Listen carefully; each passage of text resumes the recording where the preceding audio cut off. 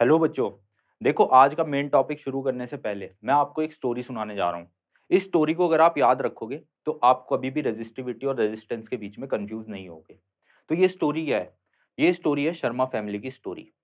देखो, शर्मा फैमिली ना बड़े सालों से एक परेशानी से जूझ रही है, और वो परेशानी क्या है कि शर्मा फैमिली के जीन्स थोड़े खराब हैं। और इनकी फैमिली में कोई भी नया बंदा पैदा होता है, जन्म लेता है, तो वो बचपन से ही थोड़ा फिजिकली वीक होता है। उसके अंदर थोड़ी कमज़ोरी वाले जीन्स हैं, जिससे कि वो बॉडी बिल्डर टाइप का नहीं हो पाता। तो इनके परिवार में जितने भी लोग हैं, सभी बड़े दुबले-पतले और कमज़ोर से और कुपोषित से लगते हैं। अब देखो क्या हुआ, ये जो इनके जीन्स थे बीमारी वाले, ये generation to generation pass on होते जा रहे हैं, और सभी लोग ऐसे दुबले-पतले से होते हैं।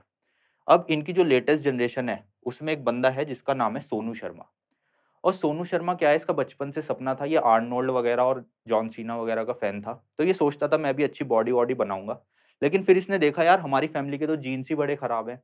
सब लोग बड़े दुबले-पतले से हैं, तो मैं कैसे अच्छी बॉडी बना पाऊँ? तो इसने सोचा कि देखो, जीन्स पे तो मेरा कोई कंट्रोल नहीं है। ये तो भगवान ने मुझे जैसे दे दिए वो दे दिए। लेकिन क्या मैं अपने आस-पास कुछ ऐसे चेंजेस कर सकता हूँ? क्या अपनी लाइफ़स्टाइल में कुछ ऐसे चेंजेस कर सकता हूँ, जिससे कि मेरी फाइनली एक अच्छी फ़िज़ीक बन सके?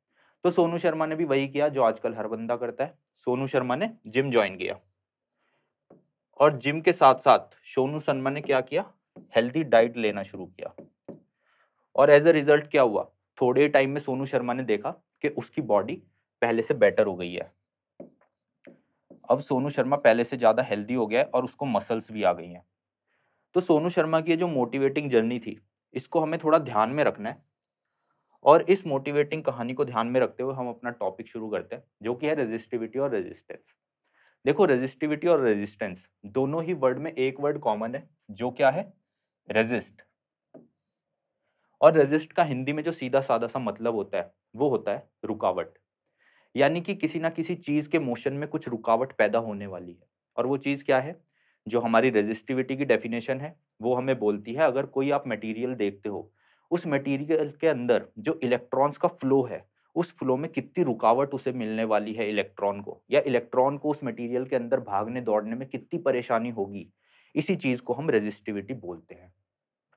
तो मैं बोलूँ, अगर किसी मटेरियल की रेजिस्टिविटी बहुत हाई है, तो इसका मतलब उस मटेरियल के अंदर इलेक्ट्रॉन्स को दौड़ने-भागने में ज़्यादा दिक्कत होने वाली है, क्योंकि उसे ज़्यादा रुकावट का सामना करना पड़ेगा।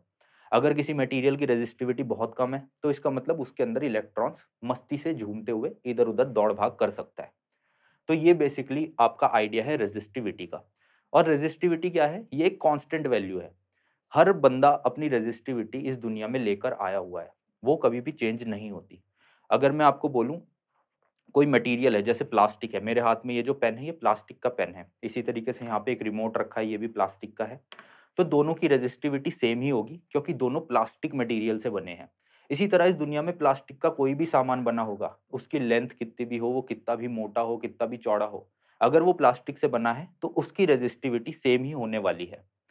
तो इसी तरीके से जब इस दुनिया में कॉपर का जन्म होने वाला था, तो कॉपर को भगवान ने अपने पास बुलाया, और कॉपर को बोला कि कॉपर, अब मैं तुम्हें धरती पे भेज रहा हूँ, और मैं तुम्हें एक पर्ची दे रहा हूँ। इस पर्ची को खोल के देखो, इसमें क्या लिखा हुआ है। कॉपर ने उस पर्ची को खोल के देखा, और उसमें लिखा हुआ था 1.77 into 10 to the power -8 ohm metre. अब कॉपर ने कहा, भगवान ये क्या है? तो भगवान ने कहा कि कॉपर, ये तुम्हारी रेजिस्टिविटी की वैल्यू है। अब तुम जब इस दुनिया में जाओगे, तो तुम्हारे से चाहे कोई छोटी-सी कील बने कॉपर की, चाहे कॉपर का कोई बड़ा वायर बने, चाहे कॉपर की कोई बड़ी-सी दीवार बने, उन सभी की रेजिस्टिविटी इतनी ही रहने वाली है। तुम इलेक्ट्रॉन्स को इससे ज़्यादा परेशान नहीं कर सकते।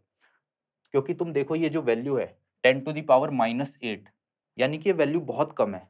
इसका मतलब कॉपर की रेजिस्टिविटी बहुत कम होती है, और कॉपर के अंदर इलेक्ट्रॉन्स काफ़ी आसानी से दौड़-भाग कर सकते हैं। इसीलिए कॉपर को हम एक अच्छा कंडक्टर भी मानते हैं, और उसके अंदर करंट ईज़िली पास भी होता है। तो कॉपर ने कहा, ठीक है भगवान, जो आपने कह दिया, जो आज्ञा, अब मुझे भेजो नीचे। कॉपर नीचे धरती पे आ गया। और एक कंपनी में क्या होता था, कॉपर के वायर बना करते थे। अब सदियों से उस कंपनी में कॉपर के कुछ वायर बनते आ रहे थे, और ये सब वायर जो थे सेम डायमेंशंस के होते थे। अब क्या होता था, इन वायर्स को जब भी हम किसी सर्किट में लगाते थे, तो इनके अंदर से इलेक्ट्रॉन्स फ्लो होते थे, करंट फ्लो होता था, और जो करंट की वैल्यू आती थी, वो बहुत ज़्यादा थी। ठीक है, ये करंट बहुत ज़्यादा था क्योंकि इसकी रेजिस्टिविटी कम थी। तो इलेक्ट्रॉन्स ईज़िली यहाँ पे आते थे, अपना टप्पे-वप्पे खाते हुए आराम से उधर निकल जाते थे। तो करंट की वैल्यू काफ़ी ज़्यादा होती थी। अब क्या हुआ, इस कंपनी में एक दिन एक नए वायर की मैन्युफैक्चरिंग हुई और उस वायर ने सोनू शर्मा की ये जो मोटिवेटिंग कहानी थी, इसको सुन रखा था। तो उस वायर ने सोचा कि देखो हमारे जो जीन्स हैं, वो तो भगवान ने हमें खराब दिए ही हैं क्योंकि हम कॉपर फैमिली के हैं, तो हमारी रेजिस्टिविटी बहुत कम है। इसको आप जीन्स मानो। ये जो रेजिस्टिविटी है, ये कॉपर के जीन्स है, ये चेंज नहीं हो सकते। जैसे सोनू शर्मा की फैमिली के जो जीन्स थे, वो बीमारी वाले थे। इसी तरीके से कॉपर की भी जो जीन्स हैं, वो ये रेजिस्टिविटी है जो कि चेंज नहीं हो सकती। तो उस वायर ने सोचा मैं अपनी रेजिस्टिविटी को तो चेंज नहीं कर सकता, लेकिन क्या मैं कुछ ऐसे फिजिकल चेंजेस अपने अंदर कर सकता हूँ या अपने आस-पास कर सकता हूँ, जिससे कि मेरे अंदर से जो करंट बहुत ज़्यादा फ्लो हो रहा है, उसको थोड़ी-सी दिक्कत महसूस हो, उसको थोड़ा-सा अपोज़िशन मिले। तो उसने यही किया। उसने थोड़ा दिमाग से काम किया और उसने अपनी लेंथ को काफ़ी इंक्रीज़ कर लिया और अपने क्रॉस सेक्शनल एरिया को कम कर लिया। अब ये जो नया वायर बना, ये अभी भी कॉपर मटेरियल का ही है। इसकी रेजिस्टिविटी इतनी ही है जितनी इन वायर्स की थी। लेकिन इसकी लेंथ थोड़ी बढ़ा बढ़ा दी गई है और इसका एरिया ऑफ क्रॉस सेक्शन थोड़ा कम कर दिया गया है। अब इससे क्या हुआ, जब हमने इसको सर्किट में लगाया, तो हमने क्या देखा? इसके अंदर से जो पास होने वाला करंट था, लेट्स से ये I2 था, इसकी वैल्यू कम हो गई। यानी कि पहले जो आपका I1 था, उसके मुकाबले I2 कम हो गया, लेकिन मटेरियल तो अभी भी वही है। इसका मतलब अब इलेक्ट्रॉन्स को फ्लो होने में कुछ ना कुछ परेशानी हुई है। तो देखते हैं वो परेशानी क्या होगी। अब जब इलेक्ट्रॉन्स इधर आएँगे, तो वो देखेंगे यार वही मटेरियल है जो हमें पसंद है, चलो भाग के इसके अंदर से निकल जाते हैं। वो इसके अंदर तो आ गए, लेकिन उन्होंने देखा बहुत देर हो गई चलते-चलते ये वायर तो खत्म ही नहीं हो रहा, क्योंकि वायर की लेंथ लंबी हो गई है। तो अब इलेक्ट्रॉन्स को थोड़ी परेशानी होने लगी क्योंकि रास्ता थोड़ा लंबा हो गया, तो टाइम थोड़ा ज़्यादा लग रहा है। इसके अलावा उन्होंने एक और चीज़ नोटिस की, ये जो बड़ा-सा हाईवे था इतना चौड़ा, अब उसकी जो विड्थ है वो थोड़ी कम हो गई है, एरिया ऑफ क्रॉस सेक्शन कम हो गया है। तो अब यहाँ पे घिच-पिच होने लगी है। एक साथ जहाँ पे पहले 4-5 इलेक्ट्रॉन आजू-बाजू में निकल जाते थे, अब यहाँ पे एक बारी में 1 या 2 इलेक्ट्रॉन ही निकल पा रहे हैं। तो इसका मतलब इस घिच-पिच की वजह से भी इलेक्ट्रॉन्स को पास होने में दिक्कत हो रही है। तो ओवरऑल जो करंट की वैल्यू कम हुई है, इससे हमें एक चीज़ पता चल गई कि किसी वायर में करंट को कितना अपोज़ मिलने वाला है, ये सिर्फ़ और सिर्फ़ उसकी रेज़िस्टिविटी पे डिपेंड नहीं कर रहा। एक और प्रॉपर्टी है, जो ये फाइनल कर रही है कि किसी सर्किट में किसी वायर को अगर हम कनेक्ट करें, तो उसके अंदर से कितना करंट पास होगा, उसकी वैल्यू कम होगी, ज़्यादा होगी। ये प्रॉपर्टी क्या है? ये प्रॉपर्टी है रेज़िस्टेंस। और ये जो रेजिस्टेंस है, ये नो डाउट रेजिस्टिविटी पे तो डिपेंड कर ही रहा है। अगर आपका मटेरियल की रेजिस्टिविटी ज़्यादा होती, तो ऑलरेडी करंट कम पास होता। लेकिन इसके अलावा ये इस मटेरियल की डायमेंशंस पर भी डिपेंड कर रहा है।